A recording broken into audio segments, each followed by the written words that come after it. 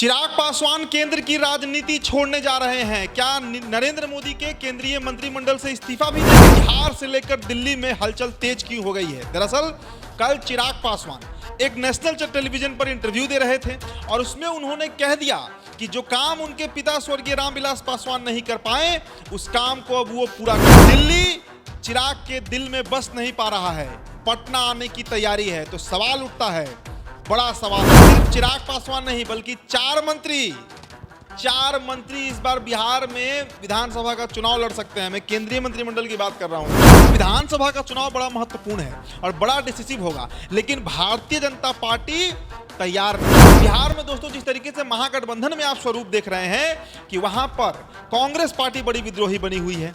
Congress party साफ कह रही है कि तेजस्वी सीएम नहीं। प्रदेश अध्यक्ष को भी बदला गया, भूमिहार से सीधा रविदास समाज के प्रत्याशी को बैठा दिया गया। राजेश राम की मैं बात कर रहा हूं।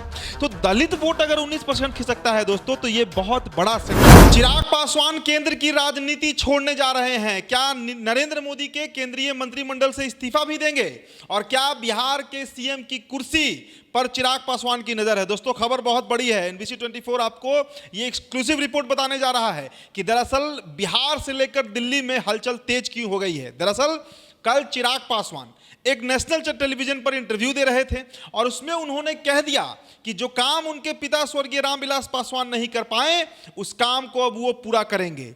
मिशन बिहार की कुर्सी, नीतीश कुमार जिस कुर्सी पर बैठे हुए हैं उस पर नजर बनी हुई है चिराग पासवान की। उन्होंने कल कहा, अपने बयान में उन्होंने कहा कि बिहार वापस बुला रहा है। जिस तरह कभी नरेंद्र मोदी कहा करते थे कि गंगा मैया ने बुलाया है, अब चिराग पासवान कह रहे हैं कि बिहार की सरजमी, बिहार की मिट्टी मुझे बुला रही है। केंद्र में मन नहीं लगता। दिल्ली चिराग के दिल में बस नहीं पा रहा है, पटना आने की तैयारी है। तो सवाल उठता है, बड़ा सवाल है कि क्या चिराग पासवान नरेंद्र मोदी केंद्रीय मंत्रिमंडल से इस्तीफा देने जा रहे हैं? देखिए खबर उड़ते उड़ते हम तक ये भी आई है कि सिर्फ चिराग पासवान नहीं बल्कि चार मंत्री इस बार बिहार में विधानसभा का चुनाव लड़ सकते हैं। मैं केंद्रीय मंत्रिमंडल की बात कर रहा हूं दोस्तों। खबर पर आते हैं। अब खबर क्या है, इनपुट क्या मिल रही है? देखिए चिराग पासवान के बारे में अगर कहें तो मुझे याद है दोस्तों 2019 में आपकी अदालत में आए थे रामविलास पासवान, स्वर्गीय रामविलास पासवान, और उन्होंने कहा था कि बिहार की कुर्सी पर काबिज होने के लिए जो गुण चाहिए, जो क्वालिटीज चाहिए, वे सभी चीज मेरे बेटे चिराग पासवान में मौजूद हैं। मतलब दिल में एक इच्छा थी रामविलास पासवान की कि जो मिशन 2005 में छूट गया था, आपको याद होगा 2005 में त्रिशंकु विधानसभा हुआ था, फरवरी के माह में जो चुनाव हुआ था, बूटा सिंह राज्यपाल बने थे बिहार के, और उसके पीछे का सबसे बड़ा कारण यही था कि 29 विधायक जो लोजपा के पास थी, रामविलास पासवान के पास थी, वो समर्थन कर रहे थे मुस्लिम फेस को। लालू यादव तैयार नहीं थे और इसलिए बिहार की सरकार नहीं बन पाई। हालांकि फिर अक्टूबर में चुनाव हुआ तो नीतीश कुमार सीएम बन गए, लेकिन एक दांव खेला था रामविलास पासवान ने जो असफल रहा। तो उसी दर्द को रामविलास पासवान ने उस मंच से कहा था, आपकी अदालत की मंच से, कि चिराग सीएम बन सकते हैं।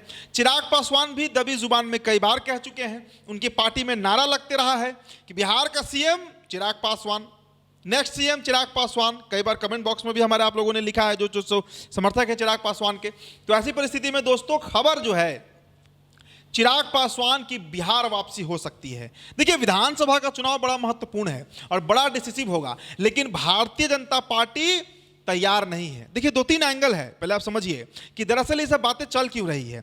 कल चिराग ने बयान दिया कि बिहार उनको बुला रहा है, और 4-5 दिनों पहले दोस्तों उन्होंने एक और बयान दिया था वक्फ बोर्ड संशोधन अधिनियम जो कानून पारित हुआ है उसको लेकर, कि धर्म और राजनीति अलग होनी चाहिए। सीधे तरीके से उन्होंने भारतीय जनता पार्टी पर हमला बोला था। इसके पहले भी आप याद कीजिए जब सरकार बनी थी और सुप्रीम कोर्ट ने फैसला दिया था कि आरक्षण में आरक्षण, यानी दलित रिजर्वेशन जो है, अनुसूचित जाति का जो आरक्षण है, उसमें सब कोटा लाने की बात हो, तो उस समय भी भारतीय जनता पार्टी का खुले तौर पर मुखालफत किए थे चिराग पासवान।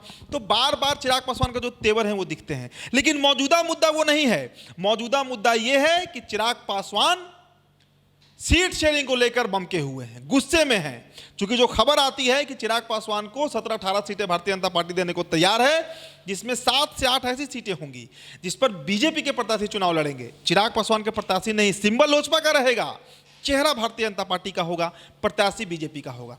यह नामंजूर है चिराग पासवान को, और यही कारण है कि चिराग पासवान बार बार बागी होते हुए दिखते हैं। तो इस बार जो बयान उन्होंने दिया है, देखिए अब इसके पीछे का एक तो ये एंगल हुआ, अब दूसरा खेल समझिए। बिहार में दोस्तों जिस तरीके से महागठबंधन में आप स्वरूप देख रहे हैं कि वहां पर कांग्रेस पार्टी बड़ी विद्रोही बनी हुई है। कांग्रेस पार्टी साफ कह रही है कि तेजस्वी सीएम नहीं होंगे, चेहरा तो बिल्कुल नहीं होंगे, इस पर कांग्रेस तैयार नहीं है। देखिए एक इनपुट है हमारे पास, और जनसुराज की भी मैं जिक्र इसमें करूंगा, इसलिए क्योंकि प्रशांत किशोर, कांग्रेस पार्टी और चिराग पासवान के बीच एक तिकड़ी चल रही है। देखिए अगर बीते 1.5-2 महीने में आपने प्रशांत किशोर का बयान सुना होगा, तो बिहार में इकलौता नेता प्रशांत किशोर है, माफ कीजिएगा चिराग पासवान है, जिसकी प्रशंसा करते हुए प्रशांत किशोर दिखते हैं। कहते हैं प्रशांत किशोर कि जाति से उठकर चिराग बात करते हैं, जाति की राजनीति नहीं करते हैं चिराग पासवान, सभी समुदाय में उनका एक्सेप्टेंस है, बिहार फर्स्ट, बिहारी फर्स्ट की बात करते हैं। तो एक साठगांठ जो है वो प्रशांत किशोर और चिराग पासवान के बीच देखने को बार बार मिलता है। लेकिन इसका स्वरूप जो तैयार होगा, जिसकी चर्चा बिहार में हो रही है, कांग्रेस पार्टी भी दबी जुबान में या प्रशांत किशोर का साथ देने को तैयार है, और जो तीसरा मोर्चा बन सकता है उसमें प्रशांत किशोर, कांग्रेस और चिराग पासवान, ये सब आ सकते हैं। अब देखिए दोस्तों एक बात यहां पर आप ये समझ लीजिए, जब चिराग पासवान की हम बात करते हैं तो हमें दलित राजनीति की भी बात करनी होगी, क्योंकि दलितों के सबसे बड़े लीडर बिहार में अब तक कोई हुए बीते 3-4 दशक में तो वो रामविलास पासवान ही हुए। उसके पहले जगजीवन बाबू थे, जगजीवन राम, लेकिन उसके बाद रामविलास पासवान ही हुए। अब जब दलित वोट की हम बात करते हैं दोस्तों, तो बिहार में 19% दलित वोट है, 19% दलित वोट है, जिसमें 21 जातियां हैं अनुसूचित जाति की। तो अब जो 19% वोट है उस पर चिराग पासवान और कांग्रेस पार्टी का रणनीति देखिए पहले, कि 3 दौरा हुआ राहुल गांधी का, और तीनों दौरा में वो दलितों की बात की है। एक बार जगलाल चौधरी की जयंती में आए, बेगूसराय का यात्रा याद कर लीजिए, और हर बार उन्होंने ओबीसी, अति पिछड़ा और दलितों की बात की है। दशरथ मांझी के बेटे उनके पार्टी को ज्वाइन किए, भागीरथ मांझी। तो प्रदेश अध्यक्ष को भी बदला गया, भूमिहार से सीधा रविदास समाज के प्रत्याशी को बैठा दिया गया, राजेश राम की मैं बात कर रहा हूं।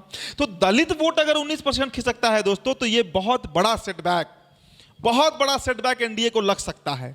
और उस 19% दलित वोट के बदौलत चिराग पासवान, प्रशांत किशोर और कांग्रेस बड़ी बाजी मार सकते हैं। देखिए सिर्फ 19% की मैं बात नहीं करूंगा, मुस्लिम वोट बैंक की आप बात कीजिए, मुस्लिम वोट बैंक की मैं बात कर रहा हूं। आरजेडी की पकड़ कमजोर हुई है, इस बात से कोई इनकार नहीं करेगा। कांग्रेस पार्टी का कन्हैया का जो यात्रा हुआ, हमने खबर आपको बताया कि जिन जिन इलाकों से, कस्बों से, मोहल्लों से, गांव से, पंचायत से कन्हैया गुजर रहे थे, जो मुस्लिम बाहुल्य था वहां ज्यादा भीड़ हो रही थी। मुसलमानों का एक तबका है जो कन्हैया को बड़ा मानता है, तो कांग्रेस पार्टी का एक वो वोट बैंक भी है। अगर इसमें AIMIM की भी एंट्री हो जाती है, जिसकी भी संभावना है, तो उस परिस्थिति में दोस्तों दलित प्लस मुस्लिम हो जाएगा। और प्रशांत किशोर के नाम पर जो सवर्ण तबका है, ब्राह्मण, भूमिया, राजपूत कह लीजिए, कायस्थ कह लीजिए, वो भी जा सकता है पीके के साथ। और वो सवर्ण समाज का तबका जो महागठबंधन के चलते, लालू प्रसाद यादव के चलते कांग्रेस को अछूत समझते रहा है, जो विकल्प तलाश रहा है, जो बीजेपी से खुश नहीं है, वो भी जा सकता है। तो एक ऐसी तिकड़ी बन सकती है बिहार में, जो बिहार के पूरे राजनीतिक समीकरण को उलट पुलट कर सकती है, तोड़ सकती है, और बिहार में एक नया समीकरण गढ़ सकता है। देखिए विधानसभा चुनाव के पहले कई समीकरण टूटेंगे, कई बनेंगे, तो उस प्रयास में है ये तमाम राजनीतिक पार्टियां। आप कांग्रेस कह लीजिए, एक नया एक्सपेरिमेंट कर रही है। प्रशांत किशोर, देखिए प्रशांत किशोर के बारे में एक और चीज मैं जोड़ना चाहूंगा दोस्तों, 11 तारीख को उनका रैली हुआ था पटना के गांधी मैदान में, बिहार बदलाव रैली, फ्लॉप रहा, सुपर फ्लॉप रहा। और जो इनपुट मिला प्रशांत किशोर को वो यही है कि जब तक वो गठबंधन किसी दल से नहीं करते हैं, जीतना हारना छोड़ दीजिए, जमानत बचाना मुश्किल हो जाएगा। तो ऐसी परिस्थिति में एक तोड़ जोड़ की जो राजनीति है उसमें प्रशांत किशोर लगे हुए हैं। और दोस्तों ये शुरुआत है, मैं फिर कह रहा हूं ये शुरुआत है। और देखिए बीजेपी की तरफ से बड़ी कड़ी प्रतिक्रिया आई है। विजय कुमार सिन्हा ने असम में, आपने देखा भी होगा NBC पर, एक बयान दिया है कि नेता बनेगा सीएम, अभिनेता सीएम नहीं बनेगा।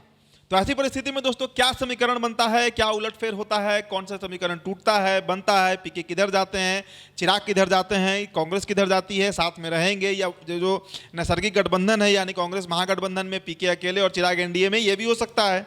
लेकिन हमारे पास जो इनपुट है लोजपा की तरफ से, कुछ बड़ा भूचाल, कुछ बड़ा उलटफेर बिहार में होने जा रहा है।